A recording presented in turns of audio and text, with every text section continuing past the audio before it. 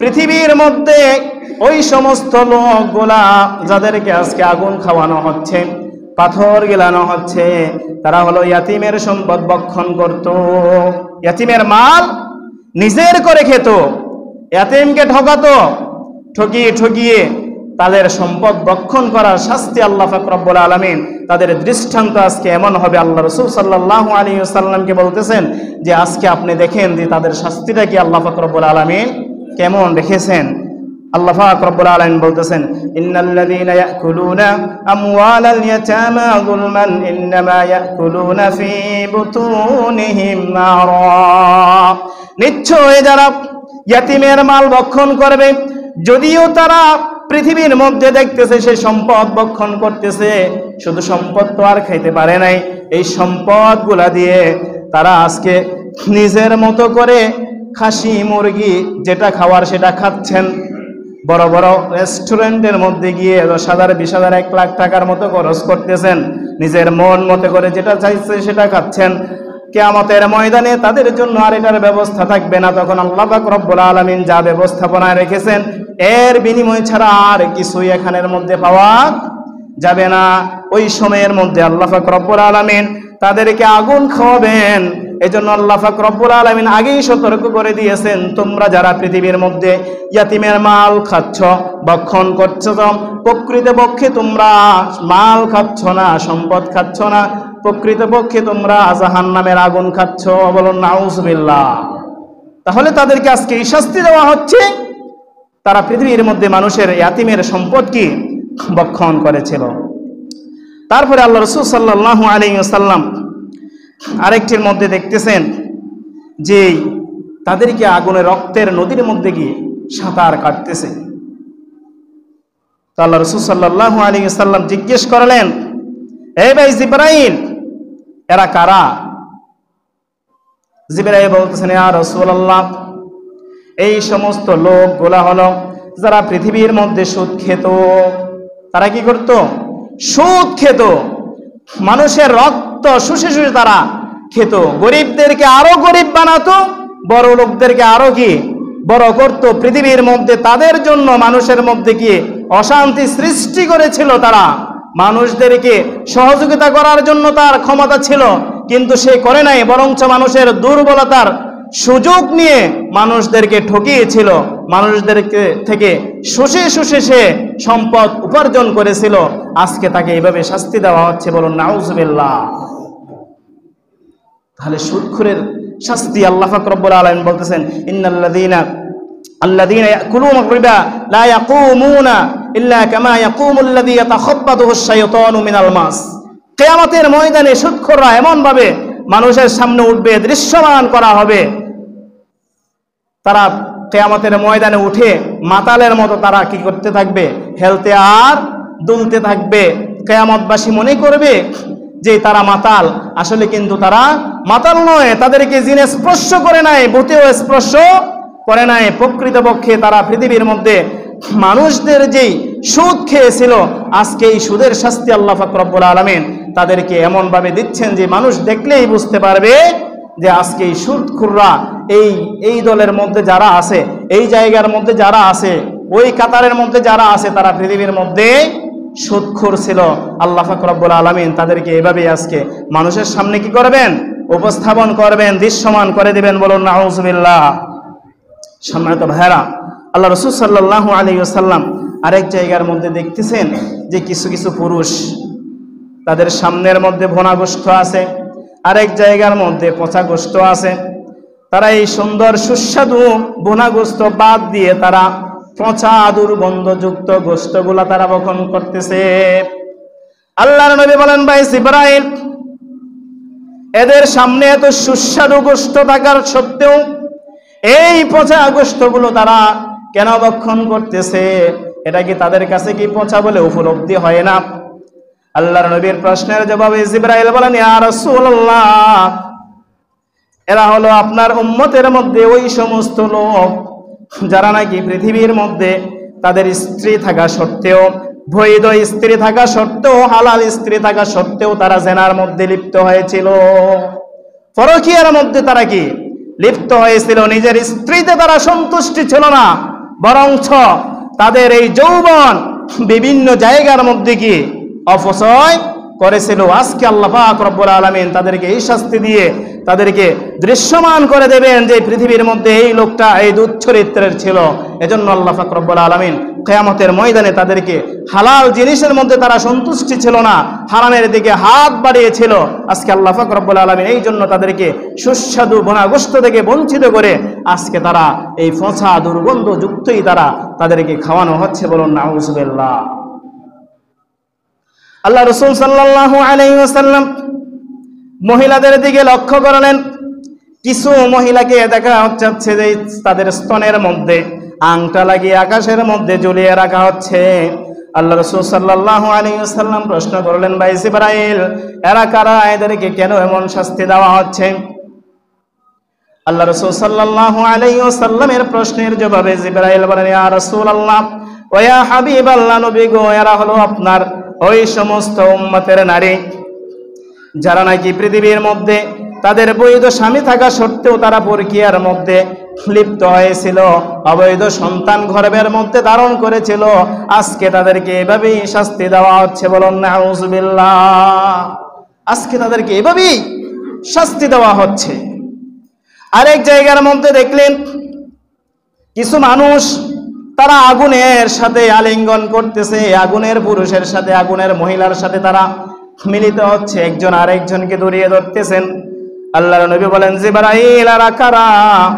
এরা কেন এমন করতেছে, এই আচরণ করতেছে, কারণটা কি?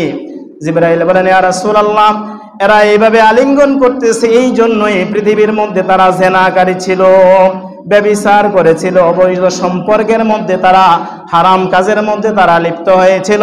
আজকে এই জন্য আল্লাহ পাক রব্বুল আলামিন তাদেরকে এভাবে তাদের সাথে আগুনের পুরুষ এবং আগুনের নারী দিয়ে আল্লাহ পাক রব্বুল আলামিন তাদের শাস্তির ব্যবস্থা করেছেন। এভাবেই তারা মিলিত হচ্ছে, কারণ তারা পৃথিবীর মধ্যে জেনা ব্যভিচারে ওই অবৈধ সম্পর্কে তারা লিপ্ত হয়েছিল, অবৈধ ভালোবাসার প্রেমের মধ্যে তারা মজে ছিল। আজকে আল্লাহ সুবহানাহু ওয়া তাআলা তাদের জন্য এমন শাস্তি রেখেছেন। বলুন নাউজুবিল্লাহ। আল্লাহর নবী আরেক জায়গার মধ্যে দেখতেছেন কিছু মানুষ তাদের হাতের মধ্যে বড় বড় পিতলের নখ, ওই নখ দিয়ে তাদের চেহারা ক্ষত বিক্ষত করতেছেন, তাদের বুক ছিঁড়ে ফেলতেছেন, রক্তাক্ত করতেছেন। আল্লাহর নবী বলেন, এই জিবরাইল, এরা কারা? কেন তাদের এমন আচরণ করতেছে? কেন তারা নিজেরা নিজেদেরকে নিঃশেষ করে দিচ্ছে? জিবরাইল বলেন, ইয়া রাসূলুল্লাহ, এরা হলো আপনার উম্মতের ওই সমস্ত লোক যারা নাকি পৃথিবীর মধ্যে থেকে মানুষের গীবত করত, শুধু এক জায়গায় বসে মানুষের পিছনের কথাগুলো বলে তার মান সম্মান নষ্ট করত, গীবত করত। এই গীবত করার কারণে আল্লাহ পাক রব্বুল আলামিন তাদেরকে আজকে এই শাস্তির ব্যবস্থা করেছেন।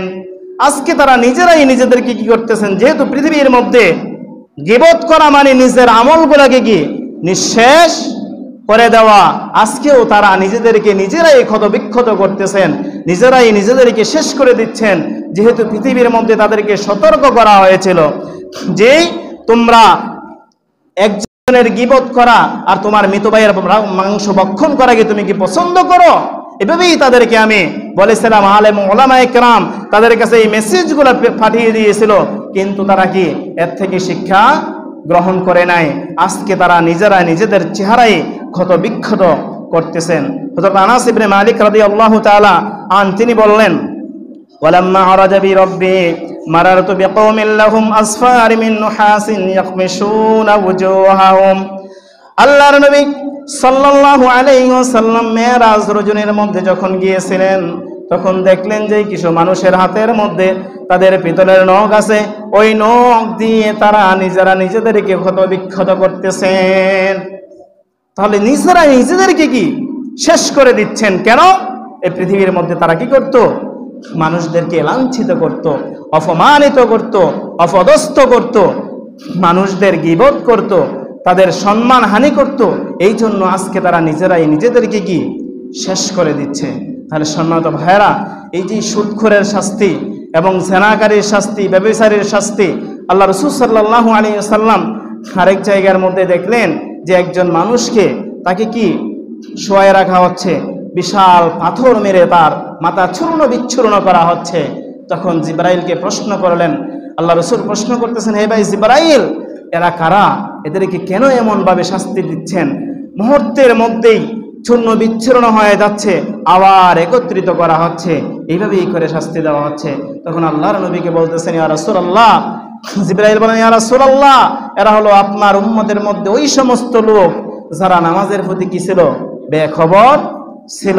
তারা ওয়াক্ত মতো নামাজ পড়তো না, নামাজ জোহরেরটাকে আসর করে, আসরেরটাকে মাগরিব করে, অথবা নামাজ কি করত? কাজা করত। এই জন্যই তারা যেই মাথার মধ্যে যেই নামাজের চিন্তা ছিল না, আজকে তাদেরকে এভাবেই শাস্তি দেওয়া হচ্ছে। বলুন নাউজুবিল্লাহ। তাহলে সম্মানিত ভাইরা, আল্লাহ রাসূল সাল্লাল্লাহু আলাইহি ওয়াসাল্লাম এই মেরাজ রজনীর মধ্যে যেই শাস্তি প্রত্যক্ষ করানো হয়েছিল, আল্লাহ রাসূল দেখে এসে যে আপনাকে আমাকে কিয়ামত পর্যন্ত রাসূলের উম্মত যারা আসবে সকলের জন্য সতর্কবাণী রেখে দিয়েছেন। শুধুমাত্র শুনে শুনে চোখের পানি ফেলানোর জন্য, নাকি এর থেকে পরিত্রাণ পাওয়ার জন্য, এর থেকে মুক্ত হওয়ার জন্য, সাবধান হওয়ার জন্য বলেছেন? আল্লাহ রাসূল সাল্লাল্লাহু আলাইহি সাল্লাম শুধুমাত্র আপনাকে আমাকে সাবধান করার জন্য যে এমন অবস্থার সম্মুখীন হতে হবে, যদি এই চরিত্রগুলা যদি জিনা ব্যভিচারের মধ্যে, অপরের সম্পদের মধ্যে, গীবতের মধ্যে যদি তোমরা লিপ্ত হয়ে যাও, ফরিকের মধ্যে যদি লিপ্ত হয়ে যাও, তাহলে এই শাস্তিগুলোর মধ্যে তোমাদেরকে কি নিপতিত হতে হবে। সম্মানিত ভাইরা, আর জান্নাতের মধ্যে আল্লাহ রাসূল সাল্লাল্লাহু আলাইহি ওয়াসাল্লাম যে নিয়ামত রাজি দেখেছিলেন, তার মধ্য থেকে শরবত যেই জান্নাতীদের নিয়ামত থাকবে, এটা হলো হাউজে কাউসারের মধ্যে এই ফেয়ালাগুলা স্বর্ণ আর মণিমুক্তা খচিত তাবু রয়েছে, সুন্দর মনোরম দৃশ্য দেখতে পেলেন।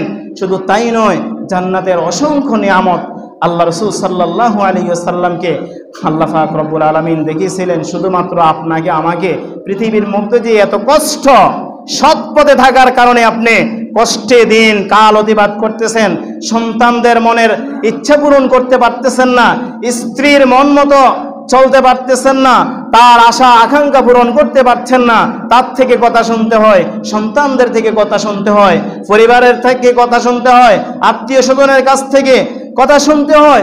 এই যে কষ্টের যেই চাপ, এই চাপের মধ্য থেকেও যে লাঞ্ছিত হন নাই, এজন্য আল্লাহ পাক রব্বুল আলামিন কিয়ামতের ময়দানে কি দিবেন? পুরস্কৃত করবেন। আর যারা পৃথিবীর মধ্যে নিজের মন ইচ্ছা মতো বিলাসিতাকে গ্রহণ করেছেন, তাদেরকে আল্লাহ পাক রব্বুল আলামিন দুনিয়া দিয়ে শেষ করে আখিরাতের মধ্যে তাদেরকে শাস্তির মধ্যে আল্লাহ পাক রব্বুল আলামিন নিমজ্জিত করবেন। বলুন নাউজুবিল্লাহ।